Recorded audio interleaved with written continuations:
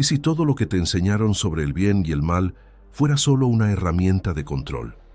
Hoy vas a descubrir la filosofía oscura que define a Tommy Shelby, el vacío que lo impulsa y la visión de Nietzsche que lo respalda. Quédate hasta el final para entender el precio real de crear tus propias reglas.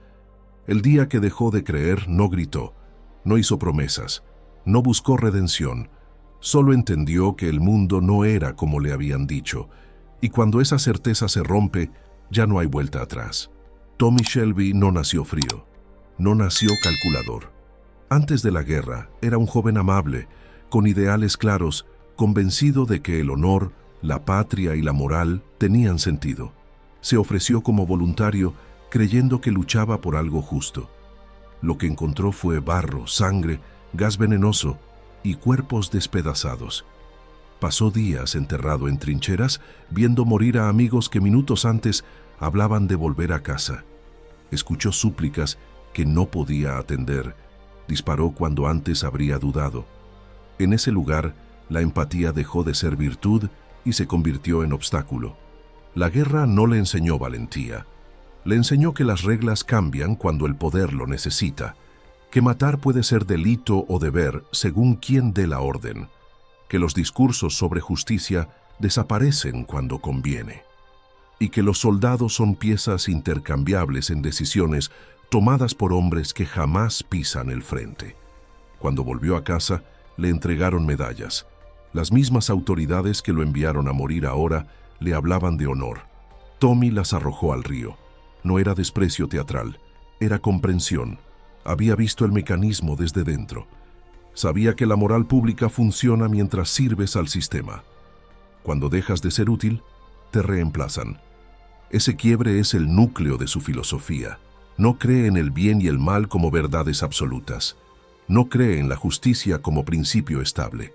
Cree en fuerzas, en intereses, en estructuras que se protegen a sí mismas, y decide no volver a ser ingenuo. Empieza desde abajo en apuestas ilegales, extorsión, contrabando, luego escala, tráfico de armas, negocios con políticos, militares, miembros de la realeza. Hace el trabajo sucio que otros necesitan, pero no quieren ensuciarse las manos.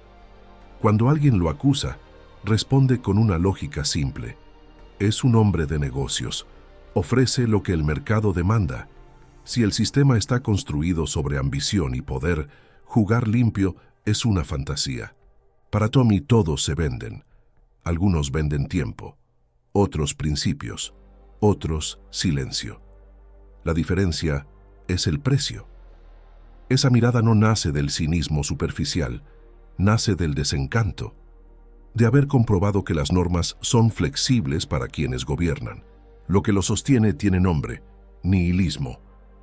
La idea de que los valores que consideramos sagrados no existen como realidades eternas, sino como construcciones humanas. Religión, moral, jerarquías, reglas sociales.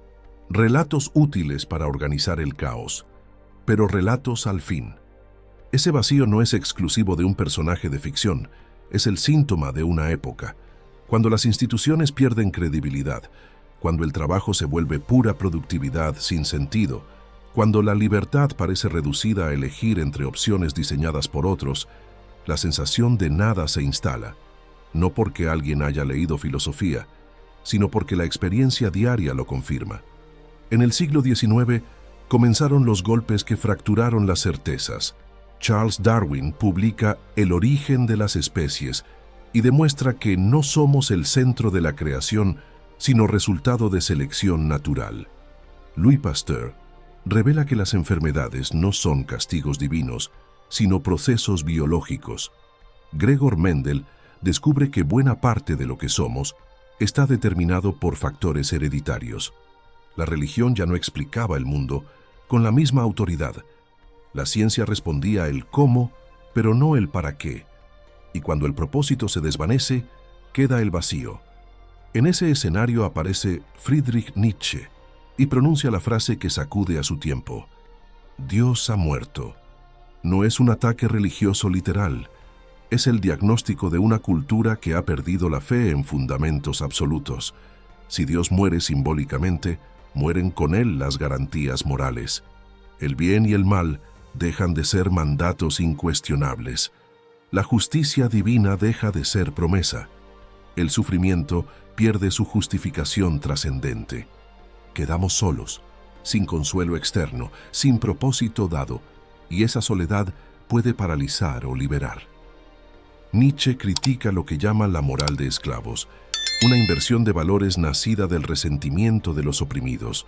Cuando no puedes ser fuerte, conviertes la debilidad en virtud. Cuando no puedes conquistar, glorificas la obediencia. Humildad, sacrificio, sumisión, valores que ofrecen consuelo, pero que también limitan la voluntad. Tommy encarna esa ruptura.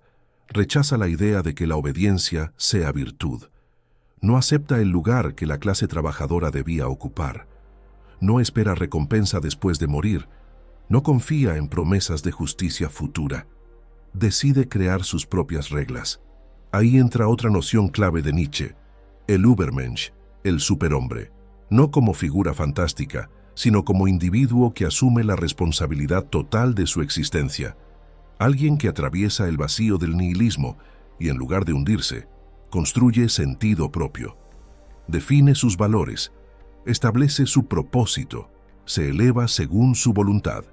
Tommy hace exactamente eso. El sistema le ofrecía un destino limitado: trabajar, obedecer, aceptar. Él elige otra ruta. Se convierte en empresario, en figura política, en hombre de influencia. No pide permiso, no espera aprobación moral. Pero ese camino tiene costo. Pierde a su madre, a su esposa, a su hija. Pierde la capacidad de sentir con naturalidad. Detrás del poder hay un vacío persistente. El nihilismo no es solo libertad, es peso, es cargar con la ausencia de sentido prefabricado. La voluntad sin límites también puede volverse destructiva. Nietzsche admiraba figuras como Napoleón Bonaparte por su fuerza creadora, pero la historia muestra el riesgo de individuos que colocan su voluntad por encima de todo. Millones de muertes, guerras prolongadas, ambición desatada. La filosofía que impulsa la grandeza individual puede erosionar lo colectivo si no hay freno interno.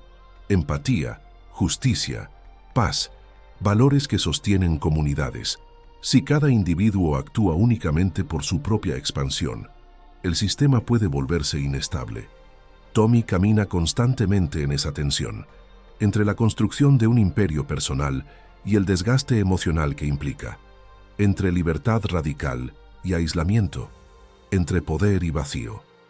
Su figura incomoda porque refleja algo profundo de la vida moderna: la lógica del rendimiento, la obsesión por escalar, la productividad como medida de valor.